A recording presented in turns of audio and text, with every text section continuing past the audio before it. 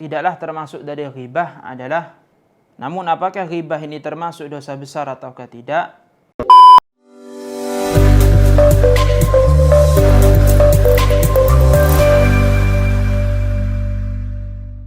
Assalamualaikum warahmatullahi wabarakatuh. Kembali lagi dengan saya di Jibril Vlog. Di episode kali ini kita akan membahas tentang ghibah dan juga namimah, yang mana keduanya ini dapat menyebabkan mafsadah yang sangat besar dalam kehidupan kita bersosial.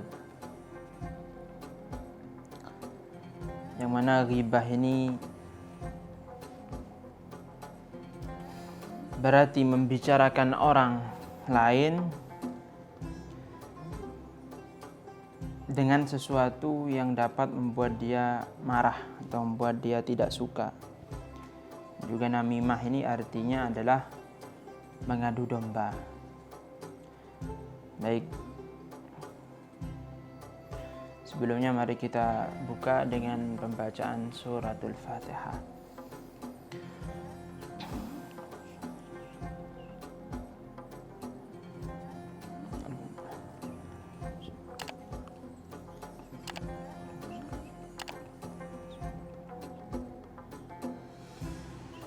Fatihah.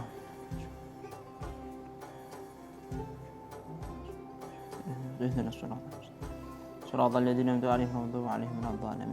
بسم الله الرحمن الرحيم. بدين الفاتحة. أعوذ بالله من الشيطان الرجيم. بسم الله الرحمن الرحيم. الحمد لله رب العالمين. يا أيها الذين آمنوا صراط الذين أنعمت عليهم غير المغضوب عليهم ولا الضالين. آمين. بسم الله الرحمن الرحيم. الحمد لله رب العالمين. Wassalatu wassalamu ala asyrafil anbiya'i wal mursalin sayyidina Muhammadin wa ala alihi wa sahbihi ajma'in. La hawla wa la quwwata illa billahil aliyyil azim. Qala al-mu'allif rahimahullah nafa'ana bihi bi ulumi fid dharain amin. Al-ghibatu utawi iki iku nerangaken ghibah. Ya utawi ghibah iku dzikru akhika oleh nutur. Dzikru akhika iku nyebut ing dulur sira bima kelawan perkara yakrahu kang sengit sapa akhi ka ing mah walau fi wajhihi senajan anane dzikir iku tetep ing dalem ngarepe akhi ka kaulika kaya ucapane sira nyatane fulanun araj fulanun utawi fulan araju iku pincang au fasiqun utawa fasik au faqirun utawa fakir au qasirus thiyabi utawa jendek dodote turidu ngarepaken sira bidzalika kelawan mengkono-mengkono ucapan tangkisahu ing nyacat akhika. Ghibah, apakah itu ghibah? Ghibah adalah zikru akhika bima yakrah, menyebut, menceritakan saudara kita dengan sesuatu yang seumpama didengar oleh dia, maka dia akan tidak menyukainya. Dia akan marah. Ini namanya ghibah. Sebagaimana yang disampaikan oleh Rasulullah SAW dalam mendefinisikan ghibah. Dzikru akhika bima yakrah. Kemudian sahabat bertanya, bagaimana kalau seumpama yang aku ceritakan memang betul-betul sesuai dengan fakta? Maka Rasul menjelaskan, Rasul menjawab bahwa kalau yang engkau sampaikan, yang engkau ceritakan itu memang ada pada yang dibicarakan kepada saudaramu yang sedang dighibah itu namanya ghibah. Kalau memang ada. Kalau tidak ada, maka namanya buhtan atau dalam bahasa kita fitnah. Jadi ghibah itu dzikru akhika bima yakrah. Adapun dzikru akhika bima lam yakrah, menceritakan saudara kita dengan sesuatu yang umpama dia dengar ya dia tidak akan dia tidak akan marah, tidak akan kemudian tidak suka, maka itu bukan ghibah namanya. Walau fi wajhi, walaupun ada di hadapan akhika, di hadapan orang yang kita ghibah, ya tetap namanya ghibah. Walaupun pada dasarnya kata-kata ghibah itu dari kata ghaib yang artinya tidak hadir, ya. Antonim dari hadir. Apa bima yakroh ini? Sesuatu yang dapat membuat orang yang kita bicarakan marah, tidak suka. Apa ma yakroh itu? Ya umum, apa saja. Mungkin dalam fisiknya, fulanun a'raj, kita katakan, oh fulan itu pincang, oh fulan itu hitam, oh fulan itu jelek misalnya, buruk rupa. Au fasiqun, atau dalam segi agamanya, oh dia itu fasik, dia itu ternyata melakukan maksiat ini misalnya. Tentu yang tidak terang-terangan melakukan kefasikannya. Kalau terang-terangan melakukan kefasikannya, maka ya boleh kita ghibah sebagai tujuan untuk memperingatkan orang lain, memberi peringatan agar kemudian dihindari. Au fakirun, atau dalam segi ekonomi, dalam segi finansialnya, dia fakir. Au qasirus siyab, atau dalam segi pakaiannya, dia pendek pakaiannya, kecil pakaiannya misalnya. Atau mungkin kendaraannya, kendaraan dia ternyata jelek misal, maka itu semua ya sudah termasuk ghibah. Atau tidak dengan lafaz tapi dengan isyarah, ya sama, itu juga termasuk bagian dari ghibah. Atau tidak dengan lafaz, tidak dengan isyarah tapi dengan muhakah, meniru jalannya, meniru gaya duduknya, mungkin meniru gaya bicaranya, itu ya juga termasuk ghibah. Bahkan menurut sebagian ulama, meniru muhakkah ini, ghibah dengan cara meniru ini jauh lebih menyakitkan. Wa asbabuha samaniyah, wa asbabuha lan utawi pira-pira sebab ghibah iku samaniyatun wulu, nyatani al-hasadu hasud, wa syifa'ul ghaidhi lan nambani murang-muring,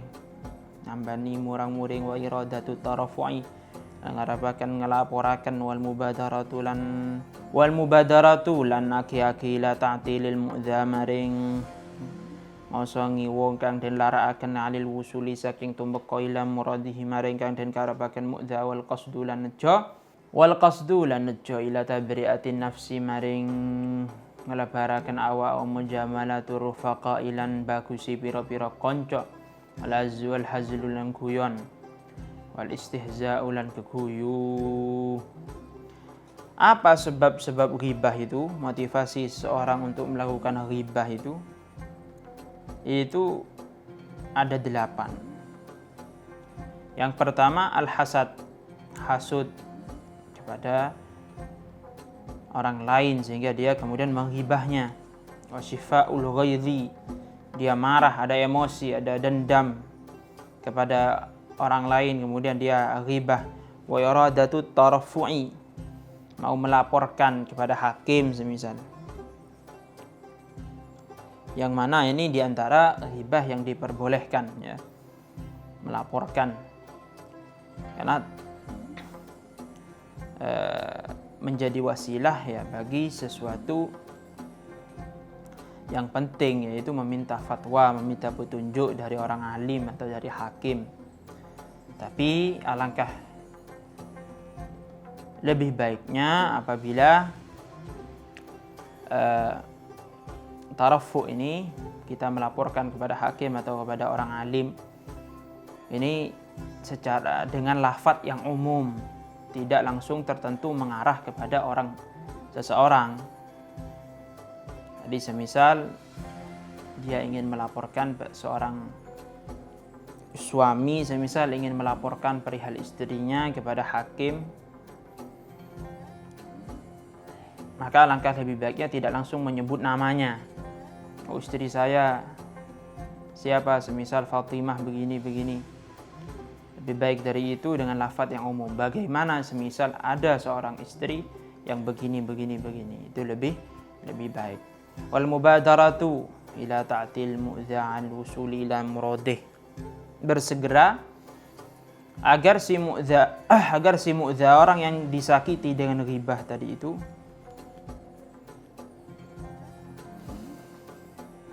tidak bisa mendapatkan apa yang dia inginkan. Wal qasdu ila tabri'atin nafsi, dan ingin untuk membebaskan diri. Seakan-akan dirinya ingin menyombongkan diri lah, atau tazkiyatin nafsi, menyucikan diri. Jadi banyak terjadi dan banyak tidak disadari.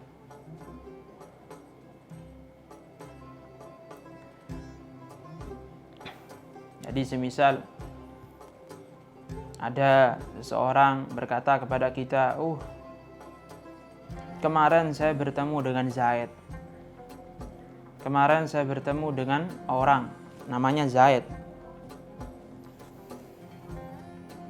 Kemudian kita berkata, alhamdulillah, segala puji bagi Allah yang menyelamatkan kita dari pelit semisal. Tujuannya adalah membongkar aibnya si Zaid ini. Jadi membongkar aib si Zaid yang berupa pelit, bakhil, dengan gaya tabri'atin nafsi, dengan model tazkiyatin nafsi. Alhamdulillah kita begini, alhamdulillah kita begini, alhamdulillah kita tidak sombong misalnya. Maksudnya adalah memberi isyarah bahwa si Zaid ini sombong orangnya. Nah, ini banyak tidak disadari. Yang mujamalatur rufaqai, ya ingin gabung ya dengan teman-temannya, ingin baik dengan teman-temannya, menjaga hubunganlah dengan teman, namanya mujamalatur rufaqa. Ini juga banyak sekali tidak disadari. Kita punya teman, lalu teman akrab kita menghibah orang lain. Kita kalau tidak ikut mendengarkan, kita merasa tidak enak hati. Sehingga kita ikut nimbrung, ikut dalam pembahasan ghibah tadi itu, omongan obrolan ghibah tadi itu. Merasa kita itu menguatkan hubungan antara sahabat, padahal itu adalah suatu kemaksiatan. Ya, mujamalatur rufaqa, niat ya ingin agar mempertahankan hubungan di antara sahabat, tapi ternyata ya itu adalah suatu kemaksiatan. Jadi harus kita tegur, atau paling tidak ya kita tinggalkan dia, atau tetap kita berkumpul dengan dia, namun kita ubah topik pembahasannya kepada pembahasan yang lain. Itu lebih baik daripada kemudian kita merasa ingin menjaga hubungan dengan kemudian melanjutkan pembahasan tentang ghibah tadi itu. Wal hazal, bercanda, wal istihza atau mengejek, menertawakan, mengolok-olok. Walaysa minal ghibati laumul muksir. Walaysa lana rawana minal ghibati kusang saking ghibah. Apa laumul muksiri maitu wong kang bapai ko ala taksirihi ngatasi bapai ko ni muksir wa irsyaduhu lan nutu akan muksir ilama maring perkara fihi kang iku tetep ing dalem ma utawi maslahatuhu kemaslahatane ma li anna Allah karana satuhu ni Allah azza wa jal lam yanha ikora melarang sapa Allah anin nasihati saking nasihah, walakinnahu lan tetapi ni Allah naha iku ngelarang sapa Allah anil ghibati saking ngrasani anil ghibati saking ghibah wa balagha lan nemen-nemeni sapa Allah fil inkari ing dalam ngingkari alaiha ing atase ghibah. Faqala nuli dawuh sapa Allah wala yaghtab lan ojo ghibah ojo ngrasani ba'dukum sapa sebagian sira kabeh ba'dan ing sebagian kang uneh. Yuhibbu wa demen ahadukum sapa salah siji sira kabeh ayak kula ing yen to mangan sapa ahad lahma akhihi ing daginge dulure ahad maitan halimati fakarih tumu mangka sengit sira kabeh ing aklu lahmi akhi maitan. Tidaklah termasuk dari ghibah adalah membicarakan orang lain dengan tujuan demi kemaslahatannya, maka ya tidak masalah hal tersebut. Kenapa? Karena Allah itu tidak melarang dari nasihah. Apa nasihah? Bertujuan baik, menginginkan agar saudara kita ini baik, itu namanya nasihah. Itu bukan termasuk ghibah. Tapi yang Allah larang itulah naha anil ghibah. Ghibah yang Allah larang, bahkan Allah Subhanahu wa taala ini sangat mengingkari terhadap ghibah, melarang ghibah. Sehingga Allah berfirman wala yaghtab ba'dukum ba'dha. Jangan saling menghibah. Yuhibbu ahadukum ayyakula lahma akhihi maitan fakarihtumuh. Apa kalian senang memakan, apa kalian mau memakan daging saudara kalian, daging bangkai saudara kalian, fakarihtumuh, maka kalian tidak akan rela. Sehingga ghibah ini tergolong dari perkara haram yang banyak orang itu teledor. Banyak orang teledor, lalai mengenai dosa ghibah ini. Sehingga orang yang banyak ghibah itu sebenarnya ya telah menyia-nyiakan amalnya sendiri. Namun apakah ghibah ini termasuk dosa besar ataukah tidak? Maka ulama menjelaskan bahwa ghibah ini bisa menjadi dosa besar melihat kepada orang yang dighibah, orang yang dibicarakan. Kalau termasuk dari ulama penghafal Al-Quran, maka bisa menjadi dosa besar. Adapun kepada selainnya, maka ini ya termasuk perkara haram namun tidak sampai tergolong kabair atau dosa besar. Satu lagi yang perlu diperhatikan bahwa ghibah ini selain haram untuk diucapkan juga haram untuk kita dengarkan. Ya, ini penting. Jadi diam atas ghibah itu juga termasuk dari dosa. Kecuali kita memang tidak mampu untuk mengingkari ghibah tersebut, kita juga tidak mampu untuk pindah ke tempat yang lain, maka tinggal kita sibukkan diri kita dengan mungkin memikirkan hal yang lain atau zikir kepada Allah Subhanahu wa taala atau membaca sholawat, sehingga kita kemudian terhindar dari bergabung dengan ghibah itu. Baik an-namimatu utawi kiku adu-adu, ya utawi an-namimah naklu aqwalin nas iku ngelih pira-pira omongane menungsa awa amalihim atau pira-pira penggaweane annas awa ahwalihim atau pira-pira tingkai annas ila ghairi maring wong liya ala wajil ifsadi ing atase dalan ngarusak.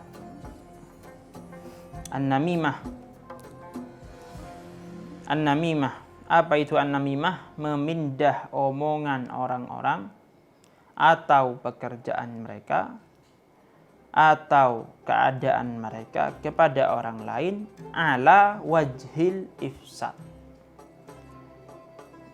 Ala wajhil ifsad. Tujuannya adalah untuk merusak. Tujuannya adalah menimpakan madarat kepada orang lain. Namanya namimah. Adapun yang tidak ala wajhil ifsad, ya tidak tergolong namimah, kecuali itu bima yakrah, maka ya tergolong ghibah. Jadi ghibah ini ya, setiap namimah itu pasti ghibah. Pasti ghibah, tapi tidak semua ghibah itu namimah. Tidak semua ghibah itu adalah adu domba, tapi semua adu domba pasti ghibah. Ya, pasti pasti ghibah. Wal ba'itsulan utawi kang nangeaken 'alaiha ing atase namimah iku imma iradatus su'i ana kalane ngarepaken keoloan bil mangkuli kelawan wong kang den lih anhu apa saking al wa izharul hubbi utawa mertelaken seneng lil mangkuli maring wong kang den pindah ilaihi apa maring al awit tafriju utawa jembarakan fil hadits ing dalam cerita wil khaudu utawa manjing gunem fil fuduli ing dalam leluwean. Penyebab daripada namimah ini ada kalanya ingin menimpakan madarrah kepada al-mangkuli anhu, orang yang kita pindah kalamnya kepada orang lain, au izharul hubbi lil mangkuli ilaihi, atau menampakkan senang kepada yang menerima kalam tadi itu. Awit tafriju fil hadis. Jadi izharul hubbi lil mangkul au izharul hubbi lil mangkul ilaihi, atau menampakkan senang kepada ya korban dari adu domba itu. Awit tafriju fil hadisi, atau memperluas obrolan.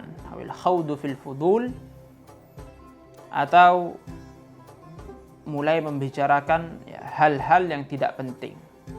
Walladzi lan utawi perkara yakufu kang nyegah apa alladzi al insana menungso ani namimati saking atu-atu iku ilmuhu waroni al insan bi annaha kelawan satuhune an-namimah iku tad'u ngajak apa an-namimah ila taqatu imaring saling megot wa iqadunaril adawati lan merupakan genine permusuhan istihqaqul iqabilan ngahai siksa.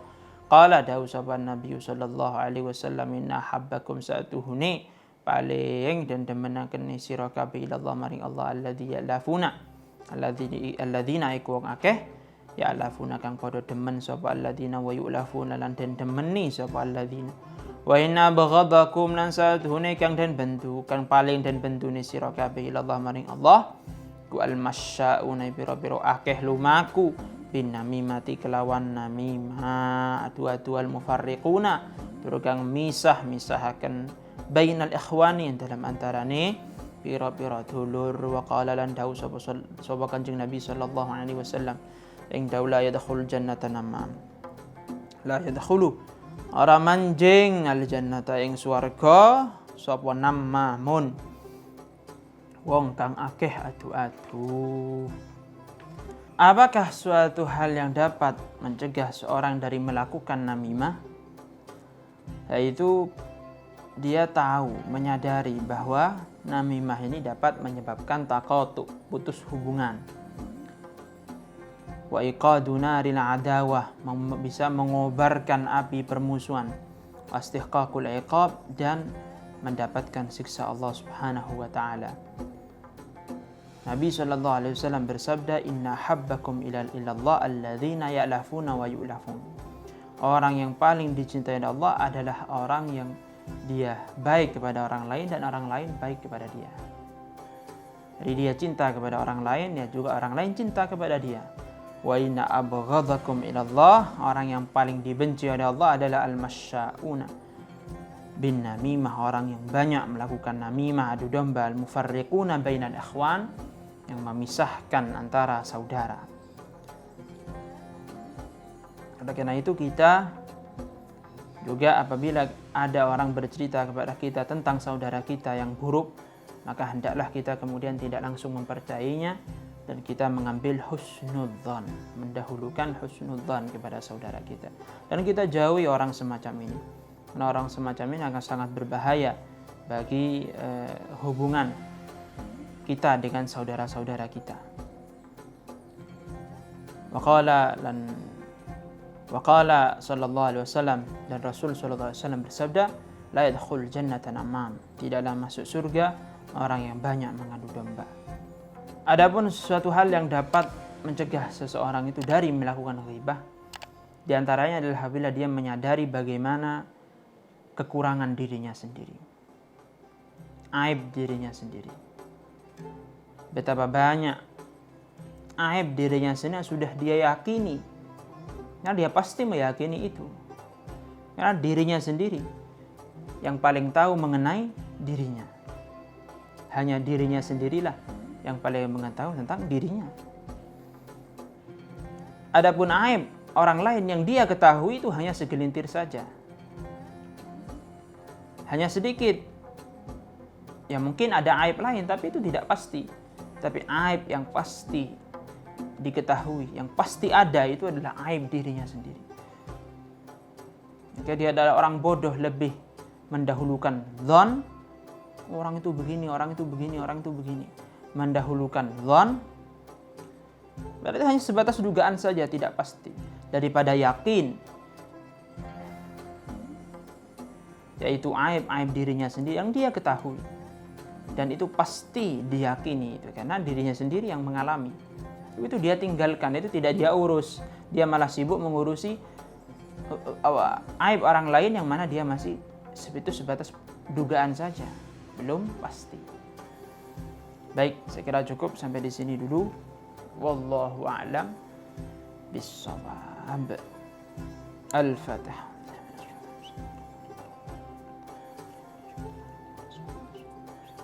Shiratal ladzina an'amta 'alaihim ghairil maghdubi 'alaihim waladdallin. Sampai ketemu di episode yang akan datang. Kalau ada saran, kritik atau koreksi silakan sampaikan di kolom komentar. Terima kasih, semoga bermanfaat.